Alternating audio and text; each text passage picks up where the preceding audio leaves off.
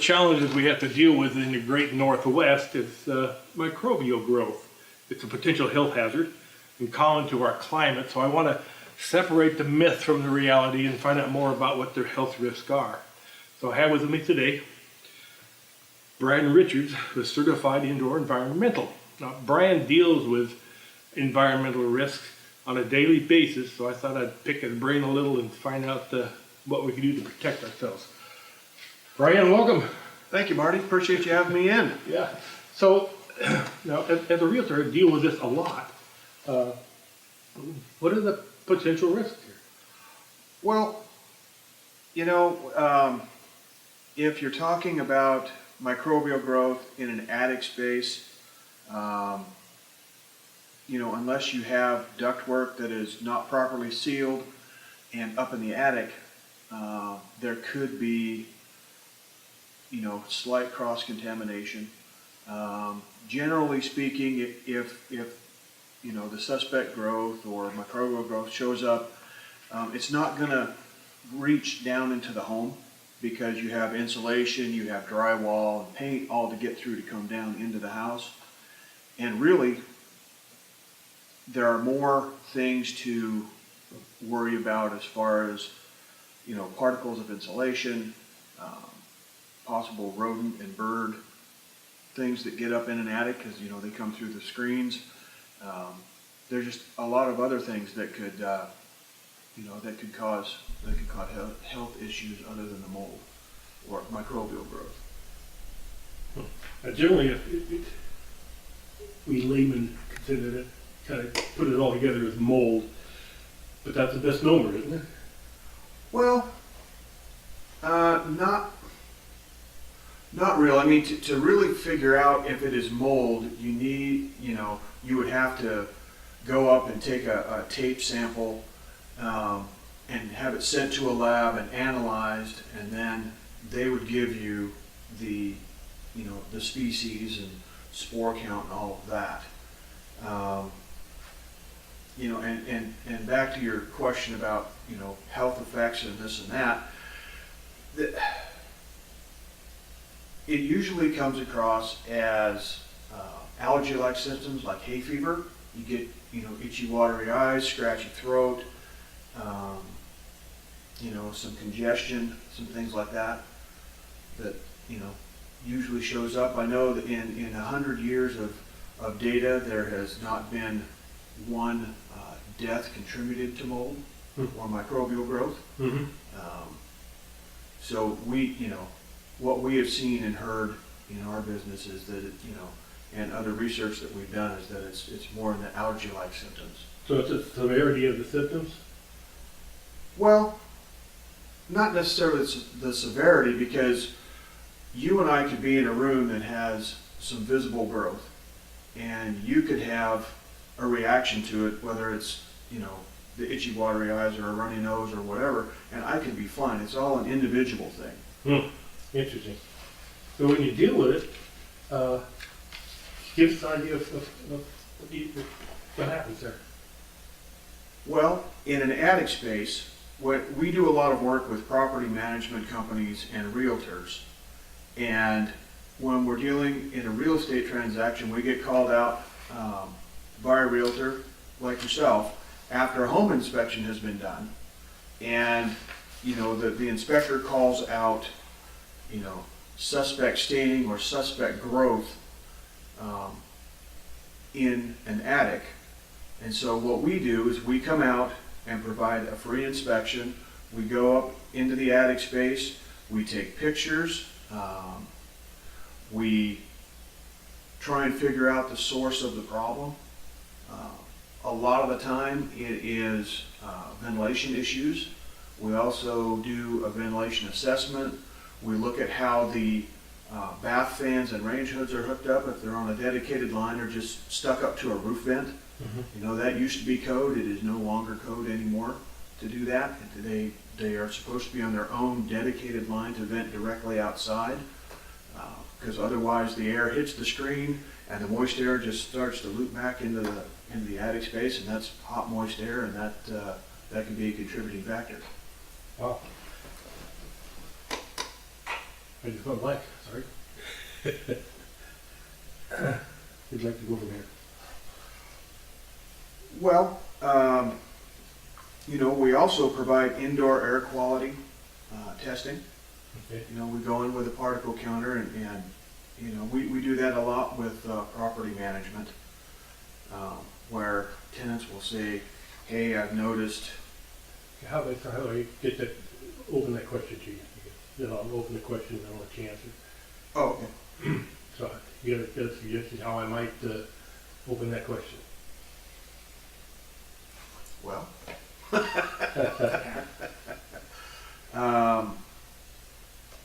you're talking about the attic, it's a pretty easy transition to go to. Well, what about indoor quality? yeah. Oh, okay, good, all right.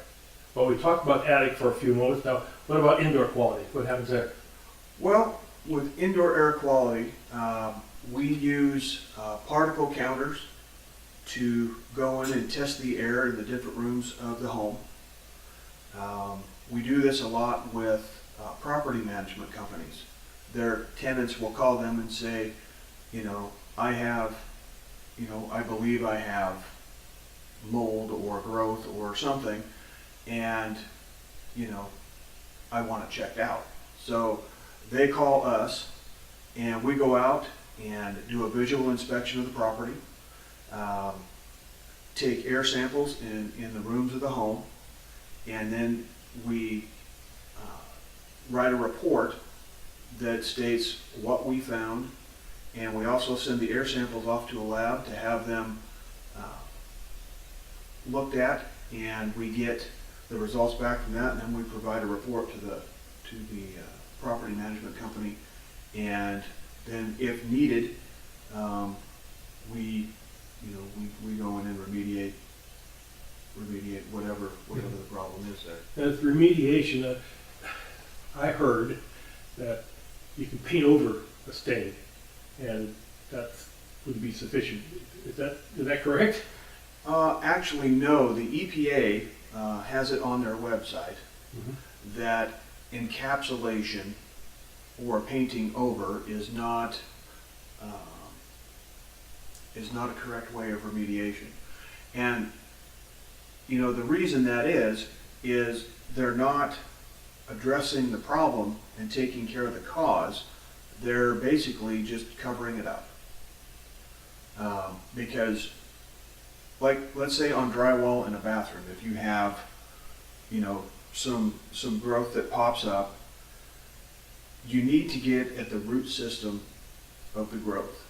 And the product that we use, actually, with our bleach base, breaks it down and gets into the paint and the paper on the drywall, and it cleans the mold and removes that, and then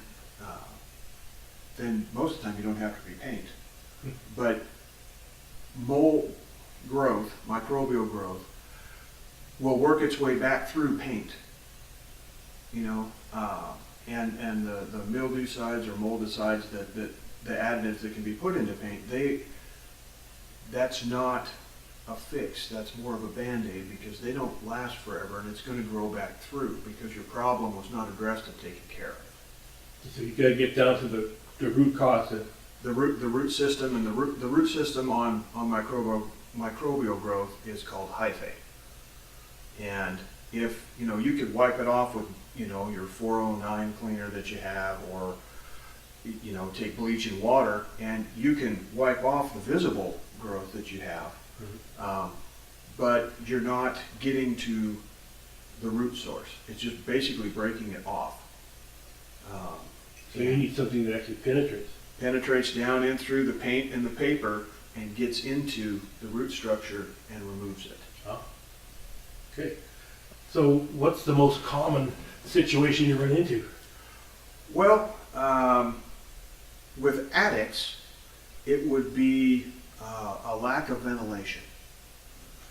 Oh, okay. Because it's kind of like the heating system in your house. You have air that comes in from your furnace through your ductwork, and then it goes out the return air and recycles through the furnace. The air goes through your filter and then recycles back into your furnace. Well, with a roof system, you have your E-vents down at the bottom part of your roof, where your gutters are at. Those little holes in there? The little vents or the 3 little holes. And that is your intake air, and it comes into the attic, and then the mushroom-looking vents on your roof. And nowadays, some of the newer homes, they use the vented ridge cap. That is your exhaust. So you need to have the right amount of airflow coming in and going out, so you have so many air exchanges, enough that you don't have a moisture problem, that, you know, a condensation problem, because that's where growth comes from in attics, is you have warm, moist air, and it condensates, it gets up against the sheathing, and the sheathing is cold. You know, in the wintertime, you know, your sheathing is cold, and you have the warm air that comes up from the house, you know, through your hatch or wherever, or if you have penetrations for can lights or things like that, and it'll come up into your attic space, and it'll condensate on the bottom side of your sheeting. And if you don't have proper ventilation, that gives growth a chance to start, because you need moisture, temperature, and a food source, an organic food source. And, you know, wood, OSB, you know, all that's an organic food source. So that gives it its start. So that's what we find most common in attics. I mean, you know, when we're doing our visual inspections, we can see if there's a roof leak somewhere. And we also note that. For interiors, you know, a lot of times that we see quite a few issues in bathrooms. A lot of times in an older structure, it can be that there is no ventilation fan. The tenants don't use it like they should, if there is one, or it could be just too small and not properly vented. You know, you need to make sure that you have a big enough fan to take out that warm, moist air out of your bathroom. Because, I mean, you know, with a hot shower, you have a lot of warm, moist air that's in there, and that needs to be taken care of. So that, you know, we'll see, you know, growth on, you know, on the walls or on the ceiling or things like that. And again, it's more of a ventilation type issue. You said you used to be able to vent bathrooms into the attic? Well, you used to be able to take the 3 or 4 inch vent hose that you connect to your bathroom fan, and they used to be able just to take it and butt it up against the bottom of one of your exhaust vents on your roof. But again, that is no longer code, and it needs to be put on a steel stem vent that is a dedicated line that just helps to vent the air outside. Okay. So it's not, you know, bumping back off of that screen and coming back into your attic space. How much trouble do you have with insulation? Not what trouble? Well, I mean, if you've got mold on inside your roof up there, does it get into the insulation? Is that going to create a challenge, or is it unable to grow in there? Generally speaking, if you have condensation on your attic sheeting, unless it's really, really bad or you have a roof leak, it's not going to drip down on your insulation. It's you know, the condensation you're going to find on your roof sheeting is basically like you would find on the summertime on a glass of ice water you set outside. Oh. So, you know, and when we go in and we remediate any growth in an attic, we go up and we cover the insulation. Okay. So that way our product is not dripping down and getting the insulation wet. So there's no worry from that standpoint either. Okay. So I'm thinking of you guys getting up in the attic. That's going to be a challenge in the summer. It can be a little warm. You know, I mean, if it's 90 degrees outside, you're looking at 120, 130 in an attic. You know, but you know that's what we do. So I was looking at one of the pictures that you guys have. And what I could see is the microbial growth on the roof, and you guys come in and looks like when it gets done, it's like brand new. Yep, it does look like new wood when we're finished. Mm-hmm. Yeah, we are the only company with access to a product in Oregon and Southwest Washington, and we use a bleach base. And when we spray it on, the additive kind of breaks down the bleach small enough, because bleaching itself is molecularly too big to go into the organic material. Okay, that makes sense. And that way it helps it get in to the plywood, OSB, lumber on the trusses, and helps to clean and remove the root system and the other growth that's on there. Mm-hmm. Mm-hmm. You know, and again, it also works the same way basically on your drywall in a bathroom or an interior of a home.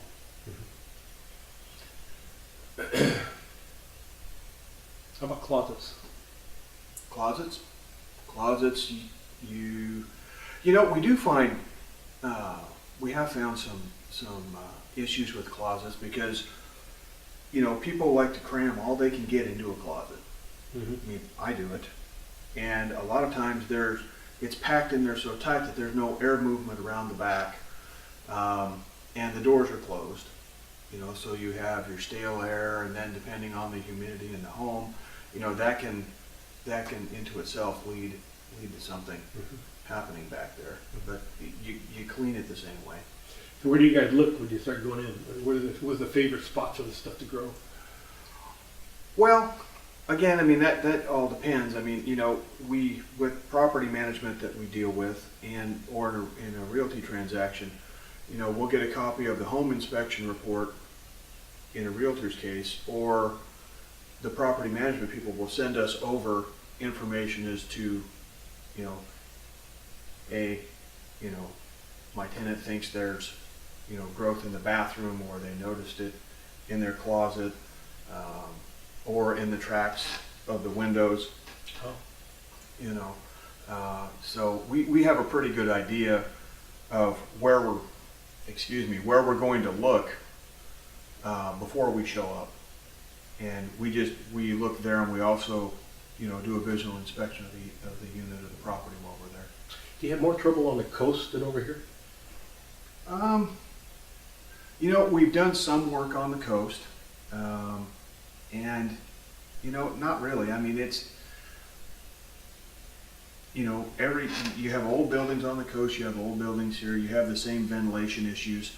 So, you know, not really. It's all about the same. Mm-hmm. Right. Now, if you go on the internet, you put in there mold, they're going to give you all kinds of information that sounds like you're going to die tomorrow. What's the truth? Well, you know, there are types of microbial growth that can give off what they call a mycotoxin. The most common one of those is called Stachybotrys. And there are a lot of other different kinds of growth, like penicillium and aspergillus, that, you know, that stuff can show up on food. You know, your moldy cheese, your bread you leave out too long, pickles. Well, like the video we showed in our CE class in your office, that was on pickles in a jar. The thing that people really need to remember is that it doesn't matter the type of growth that you have. It's all taken care of, cleaned, and remediated in the same fashion with the same process. You know, the company I work for, we specialize in non-destructive mold remediation.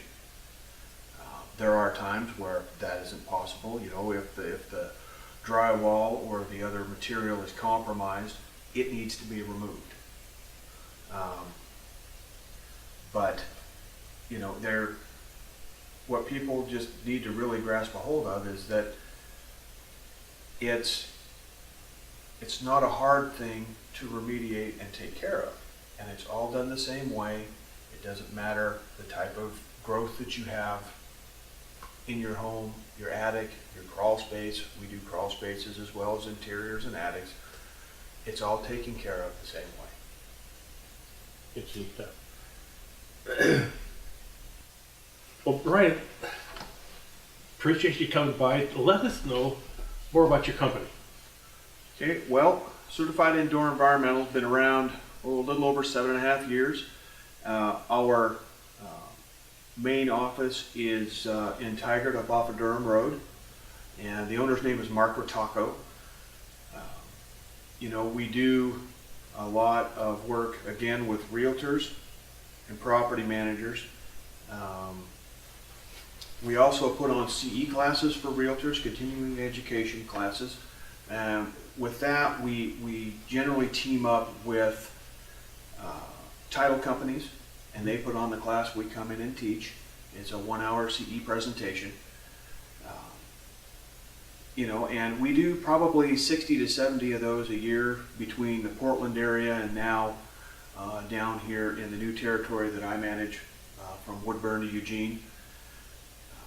And it's a good way to you know, let people know about us and our process, and how we can help them out. You know, because I know in real estate transactions, you know, we'll deal with buyer's agent, seller's agent, homeowners selling on their own, and if we can get in front of the realtors, you know, that way they have some foreknowledge and some material that we leave with them to be able to better explain to their clients, and then have us out after the inspection to give our report and then help them out in the remediation process. Mm-hmm. So how do you train you guys? Well, our guys, they go through training on our method of remediation, and also installing ventilation. Because we also, when we bring up the ventilation issues in our reports, you know, most of the time we can fix that. Our guys are very good at what they do. There are times where, you know, if a home has a closed soffit, we can't correct that ventilation because we can't access the bird block vents. So that's when our licensed roofing contractor needs to be brought in. You know, or if it's an overly steep roof, we won't get on there. You know, if it's a 10-12 pitch and things like that, we're not going to send our guys up there, even though they're tied off. It's just a safety issue thing. But you know, again, our guys are cross-trained in all aspects. A lot of on-the-job training with senior members, mm-hmm. and senior inspectors, because our inspectors move up from being a technician to an inspector, so they've done the work. They know all the ins and outs, and that gives them the ability to easily answer any questions that people may have when we're out doing an inspection. So you also team up with other contractors, apparently? Yeah, we do. You know, again, with the edge venting thing, you know, we don't install that. That's a licensed roofing contractor. You know, we also, in teaming up with the different, you know, drywall companies, insulation companies, you know, because we're not, you know, we do crawl spaces as well, but we're not going to go in and, you know, reinstall insulation. You know, that's not a part of our service. So, you know, we team up with licensed insulation companies, and they take care of that end of it. We do, as far as crawl spaces go, we do install vapor barriers. You know, we can take out one that's, you know, maybe old and needs to be replaced, or some houses don't even have them. And, you know, we can go in and can install that as well. Mm-hmm. Okay, well, thank you for coming by. I appreciate your effort. Yeah, thank you, Marty. I do appreciate it. Yeah, and this has been a good information for for folks who are looking for homes and want to know what's going on, or going to sell their home. So, Yeah. appreciate it. You know, and real quick, you know, to get a hold of me, you can shoot me an email, brian@certifiedie.com. Please feel free to look on our website, certifiedindoorenvironmental.com. There's an actual real-time video of our application process as our guys are in the attic, and it gives you a bunch of good information about us and links to the EPA and CDC websites regarding microbial growth and all of that.